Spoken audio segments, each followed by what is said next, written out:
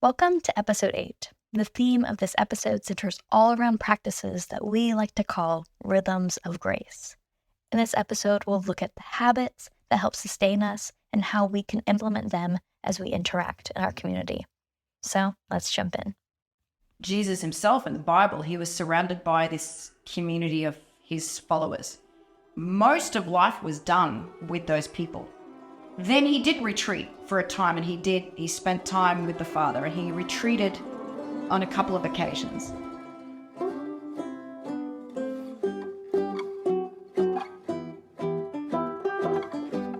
In our last episode, we talked about how to set and maintain proper boundaries.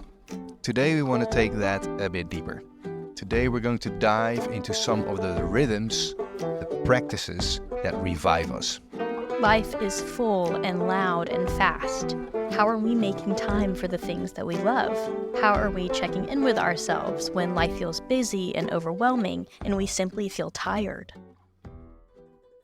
I think what we did really well when we just started the bigger community to connect with people in the neighborhood is that we made small steps and we evaluated in the beginning every month so that we allowed ourselves to also take a step back if something didn't work. I think that was a very healthy season for us to grow, like, hey, what works, what doesn't work? I think another thing is to actually do stuff that you love to do.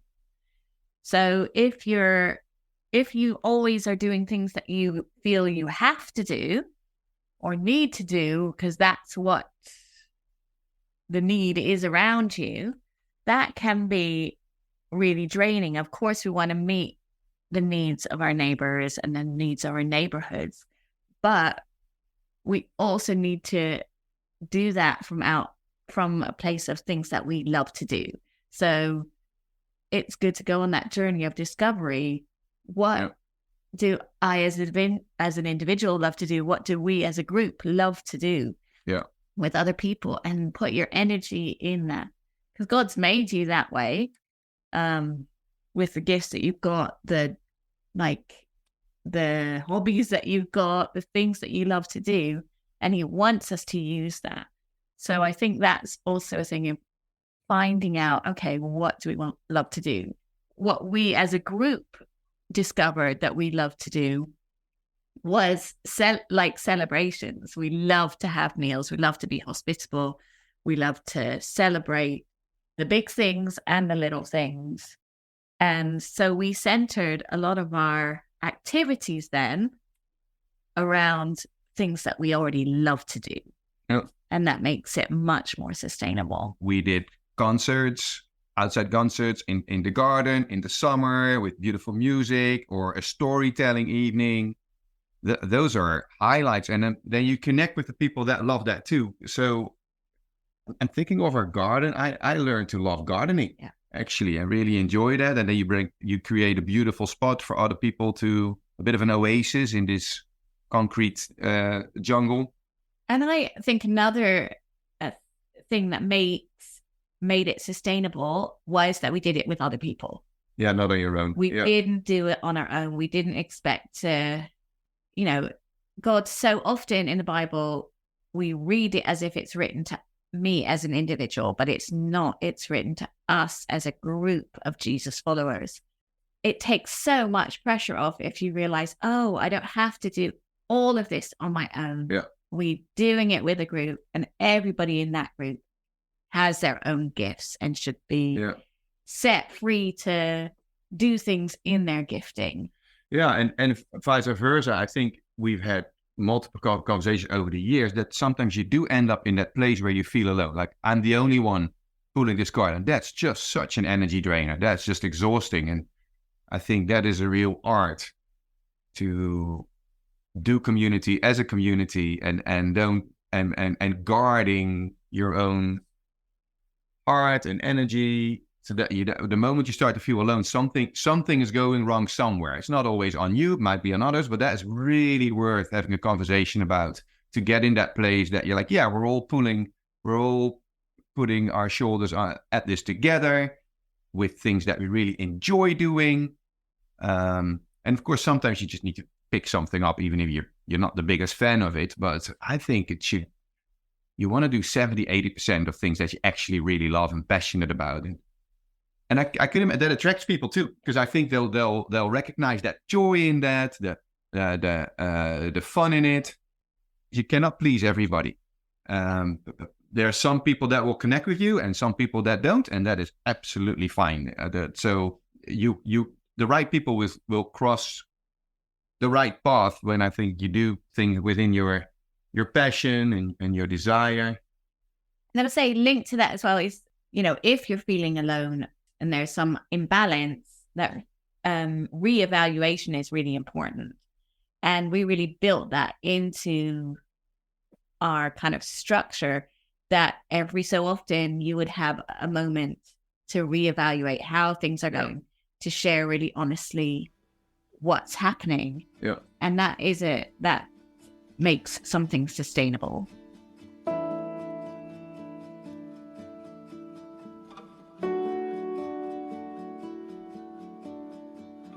For Ali and Ewout, they found a way to center their lives around the things that they love to do, and they made those things the ground for connections. That protects them from experiencing burnout in the midst of their full lives. They celebrated and experienced life with others in a way that was fun for them and brought energy to their lives. Yeah, and I hope every listener feels they have the freedom to recharge. I hope all of us find spaces that bring our passions to life and bring joy to our days. For Pieter Jan, he found something he loved and invited his community to do with him. One of the things I've learned in the last 11 years is that there are two ways to connect with people. You can join what's already happening, and you can invite people in what you're actually already doing. And one of the fun ways to connect with people is inviting them in things you actually like to do and already are doing. So, for example, I'm a big film geek. So what I've done is I've started a kind of a film club with a couple of people. We watch classic movies from the 60s and the 70s, French, Italian, Russian, whatever. And we discuss them. And we've built some incredible friendship over this movie club in the last couple of years. And the thing is, it doesn't cost me any energy because I actually love watching movies with fun people. And it's a really great place to invite people to. And we've built a lovely small community of movie lovers. Sometimes we make a outside cinema, but mostly we watch it in my living room and discuss it and talk about the themes we see. Have some real deep conversations about life, relationships, about the meaning of it all. We always combine it with a really lovely meal, build relationships, build community. And that's how easy it can be.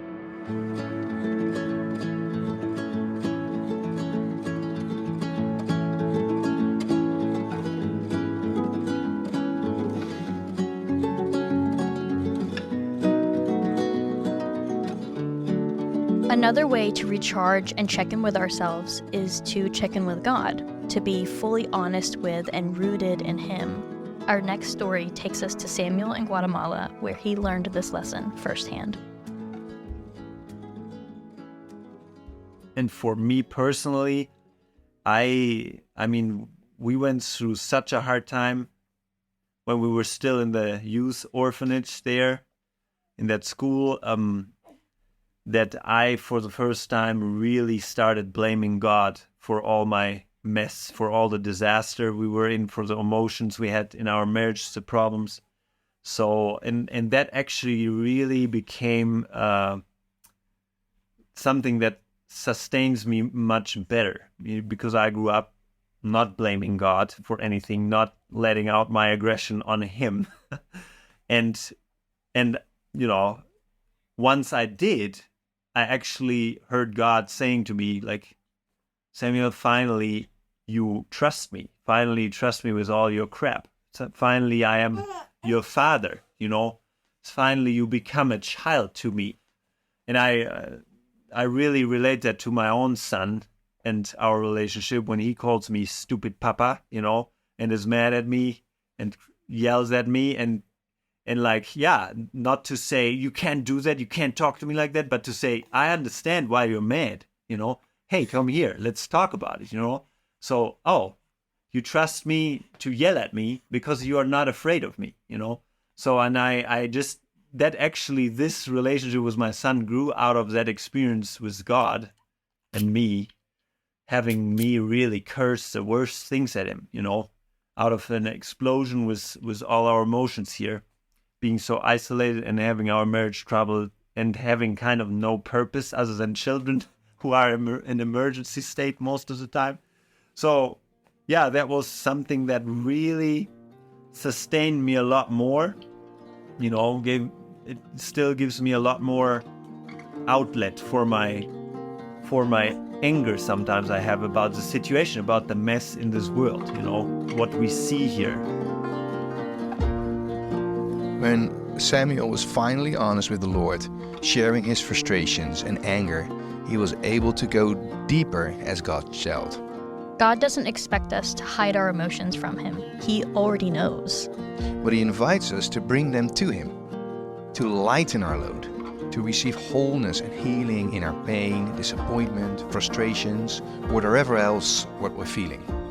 How often do we actually practice being honest before the Lord? What other practices have we been putting off a bit too long? For Peter Jan, he has discovered that his phone is a distraction, so he implemented healthy habits for his screen time. One of the really easy things I started doing after a while was putting my phone away after 10 p.m. Because there are people who will call you any time of the day, any time of the night, especially people who are in some trouble. And I found out that I really need my sleep. I need to have a good night's sleep. So after 10 o'clock, I turn off my phone or put it on private mode. And I actually don't keep it next to my bed. I put it in the kitchen and charge it and charge myself with a good night's sleep. Helps me a lot.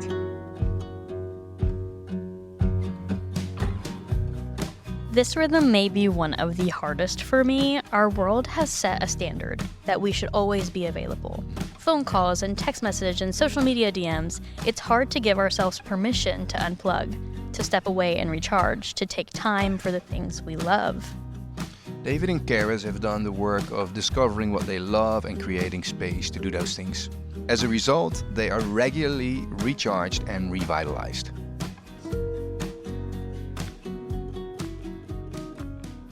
I could talk all day on this subject because I have been so challenged by the why.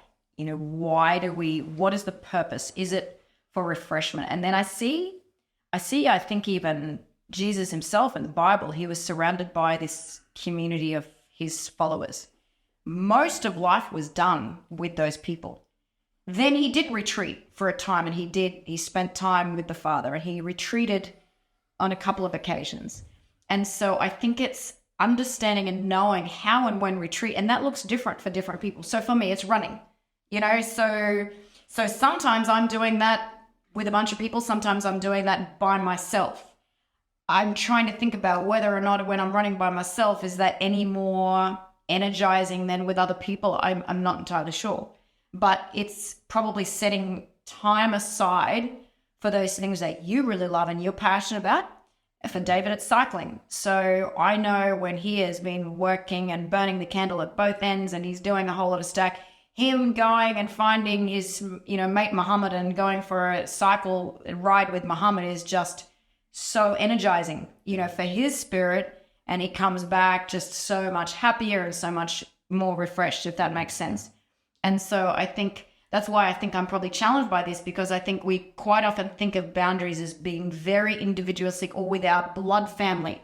For me, sometimes going and hanging out with one of my neighbors, going for a walk in the park, that for me is just as restorative for my soul than doing it by myself or with David and the family. Now, I also love doing things with David, and I think being in Europe has been very refreshing because we don't need to be segregated. So I think that's probably the weirdest part of our culture where we are, segregated a lot of the time. So to be able to run with David, hang out with David like a lot, that's been really beneficial over the summer. So yeah, and we've learned a lot over the last 5 years in this. Karis and I have done a lot of study and taken part in different things for spiritual formation, understanding our identity in this, understanding our identity in Christ, and how that works with our formation in our family as well. And I think if we understand where we're placed in Christ and where our family fits into that, and knowing that He is strengthening us every day, then that takes away some of the pressure as well, if you know what I mean. Yeah. But I was also going to say one of the things that has also been very reviving is saying yes to the unexpected. And so sometimes we think we know what's good for us, but saying yes to the unexpected is jumping off the deep end and saying yes to something very unusual and something that's outside our controls. And so for me, the times that have been most energizing have been the times where I've said yes to something that I have no idea what I'm saying yes to. Our final story comes from Sage in Guatemala, and just like Karis was talking about doing unexpected things, Sage found sustenance from God in the most unexpected place. Well, I really want to say that I feel like our marriage healed here, and we were kind of advised to take it easy. Like we were in a really rough spot, and by our community, they were kind of saying maybe you should go somewhere that could help your marriage, when a community that could really foster like your healing. And in the end, I mean, that's a long story, but we came here and lost all resources, and it was really in that desperation that God, we had both been praying for our whole marriage, for like a way forward to have a healthy marriage. And it was only here, when we hit just the bottom, that God answered that prayer. And that's a whole other story of how He did that. But, I remember the night just lying in bed and praying and saying like, okay, we came to this place. We wanted to give You our whole lives, God. And now we're on this street where there's so much pain and poverty and difficulty, and we're making it worse. Like our presence here makes the street worse, And I just remember my neighbors would see that I had been crying and things, and I'm like, oh my gosh, like what are we doing here, And so I just remember saying, like, God, if You want to do something with our lives, You have to show us the next step for our marriage. And so, So here, He did that. I guess I just want to share that God shows up in surprising places and ways for healing when we're really saying, here's our lives, rather than, maybe it wasn't the wise thing to do to come here. I don't know, with all those issues, but I think, I just feel thankful for the gift of desperation. When Sage cried out to the Lord, He heard her. Sage didn't let her reality change her expectations for what God could do. Yeah, and when we implement rhythms of expectancy and thankfulness, we don't lose sight of what God is, even in our messiness. God is with us, even when we're empty and have nothing to offer in return. So let's invite the rest of our team into this conversation now. I feel like this episode a little bit, because it's really talking about rhythms, it was a little bit all over the place because people have different rhythms they've implemented. Yeah. So I think this conversation will be really cool to see what stuck out to all of us. Um, I'm looking at him because he just looks like he's going to say something so profound, and so I stopped talking. Like you were going to. No, you can just say, well, just the whole conversation about rhythms and hearing the stories makes me just want to contemplate a little bit. That's why I maybe was in that mode. But you go first. Go ahead. I think it's very interesting how this one ties into the last episode, because the last episode talked a lot about boundaries and everything, but what are you doing when you're setting those boundaries? If you're saying no, what are you saying yes to? Or if you're going to say that you can't hang out after a certain time, what are you doing after that time? Yeah. And so I thought it was really cool. Just, I think in one of the stories, it really inspired me to think of what things are restorative for me. And then even in building community and being with people, what are things that bring me life? Because I don't think that those things are by accident. Yeah. And so like having a movie night, if you're really into movies, or with Ava and Allie hosting people, and so having concerts or having storytelling nights, I think that those things were made to give us life for the reason of us using those and doing that as our avenue of building community. So I think it's cool just to see that nothing's by mistake, and to really lean into the ways that God has created us. Yeah, that was one thing that stood out for me too, as if you engage with people through something that you actually also love doing yourself, and that is life-giving, you can go a really long way. And that is a really healthy rhythm. And the other thing that stood out for me is that for a lot of them, it is also stepping away.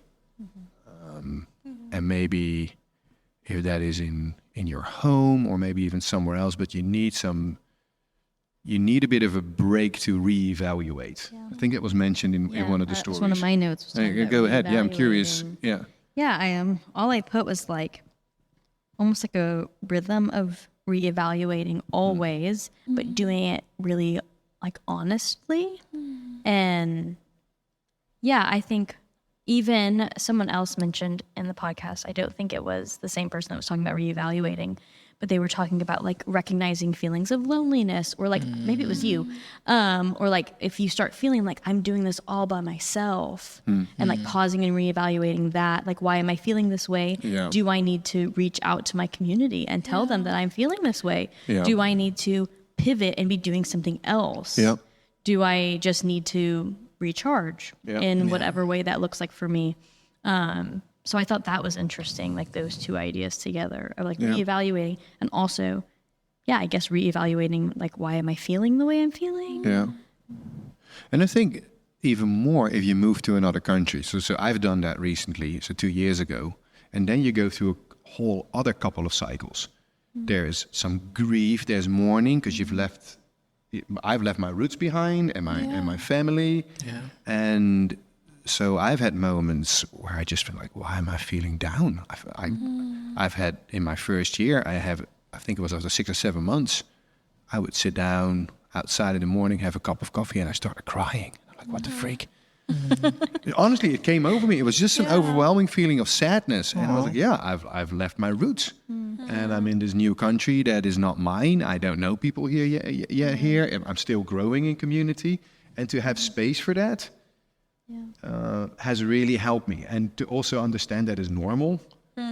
Just fine. Like, don't try to not feel it. Just go through it instead of around it. But that I need some time for that. And in the moments that I was alone worked really well for that.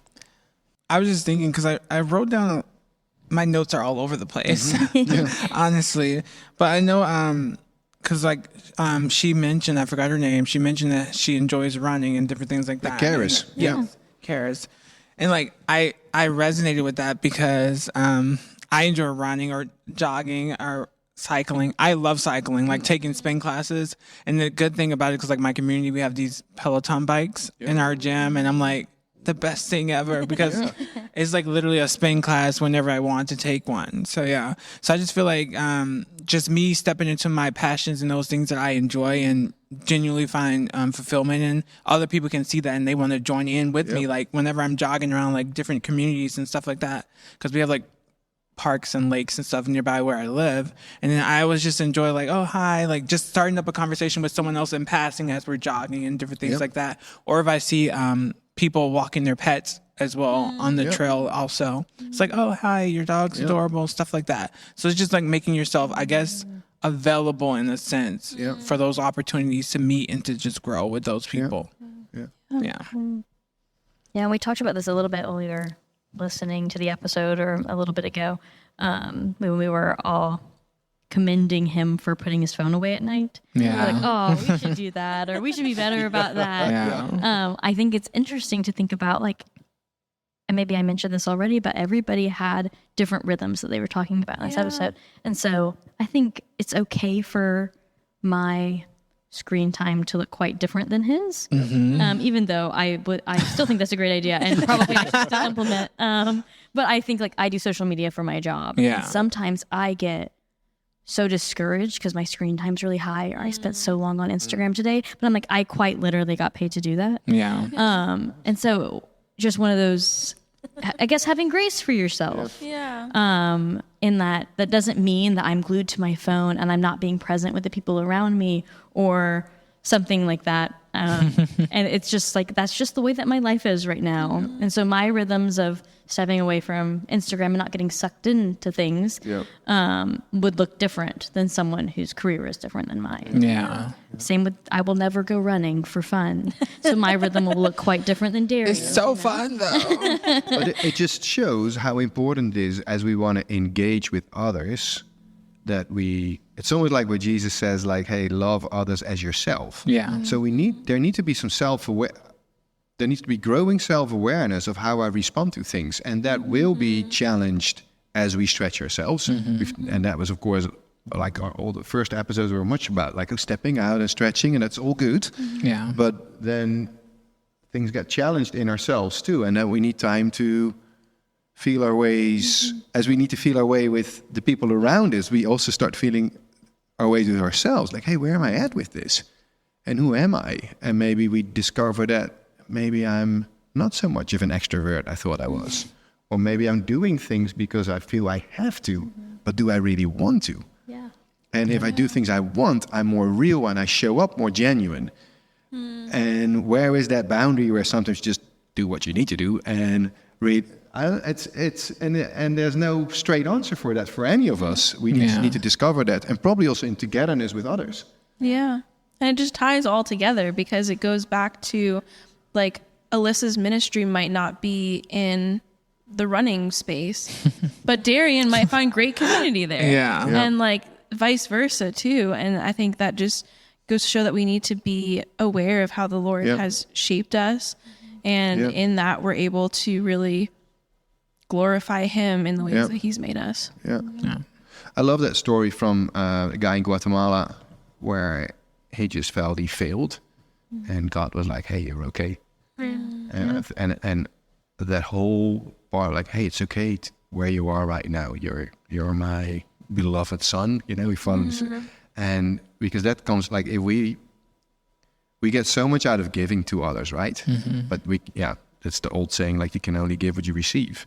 So we need to have those moments to receive, and knowing that we are loved so we can love others. And take care of our relationship with and listening to what the Lord has to say in our lives. Yeah. There's an element of being honest with ourselves and honest with him. Yeah. Like, even though he knows, there was freedom that came when the man in the story, like, laid everything before the Lord. And then he was, like, able to receive, like, an extra dose of grace. It felt like, I feel like, in his moment. For me, grace is always the opposite of judgment, and we're so often our own worst enemies in that, right? We judge ourselves, like, hey, I'm being snappy, I'm being in a bad place, it's bad. And God comes in like, hey, you're okay. Let's kind of like that story which you had with his son, like, we're intimate enough, I can handle that, and let's sit through this place here. And I think with that, we get also more gracious with the people around us. I guess, like, kind of to close, what are some rhythms that you think you have in your life that you've been like, this is really helpful for me? Sort of like him putting his phone away, or, I don't know, having that honest moment before the Lord, or going for a run, whatever those things are. Just to help make it practical. I think for me, journaling has been really helpful in just processing through different things. And I think that's a very restorative act for me. And with what you were saying, being vulnerable and honest with myself and with the Lord about how I'm doing, where I need to be, what he's gifted me in. So that's a practice that I really enjoy.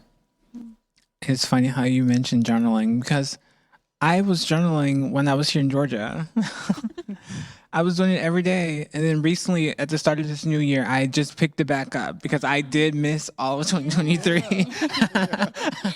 So I did just recently pick it back up, and I've been doing pretty good so far. And it's just nice because it just reminded me of the reason why I started it when I was here previously. It's just like refreshing myself at the end of the day, and just like blurting everything out on a piece of paper and just leaving it there. So yeah. You feel so much clearer in your Exactly. mind. Yeah. And then you can go to bed and sleep peacefully.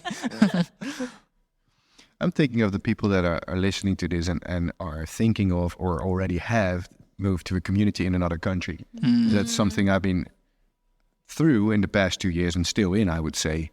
And one really good piece of advice I got from a friend of mine who went through this 10 years ago. She said, hey, make sure you make some time to connect with your family back home, because that'll be refreshing.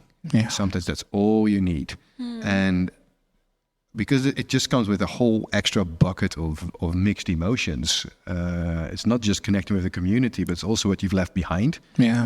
And kind of like allowing yourself to have a little bit of that grief and missing people, and then just connecting with them. And then most of the time, I'm just good to go again. So I think especially when you make a bit more of a radical move towards another community, you need to have some of those reflective moments. Otherwise, I think you drown and you won't make it. We hope this episode helped you discover ways to practically implement habits that can change your life. We go even deeper, diving into the habits of Jesus in our free 10-day devotional that accompanies this study. You can sign up at the link in the podcast notes or on our website, scatterglobal.com. Music for this podcast was provided by Zach Winters from his new album, Shade of Indigo, which you can stream everywhere. You can find more about Zach and his music and poetry at zachwinters.com. This podcast was produced by Pete Hicks and the Mycelium Collective in partnership with Scatter Global. Concept and design for this podcast by Peter Jan Rodenberg, Alyssa Valentine, Kristen Boyd, Ewout Van Oosten, and Pete Hicks, and recording engineering help from Doug Domick.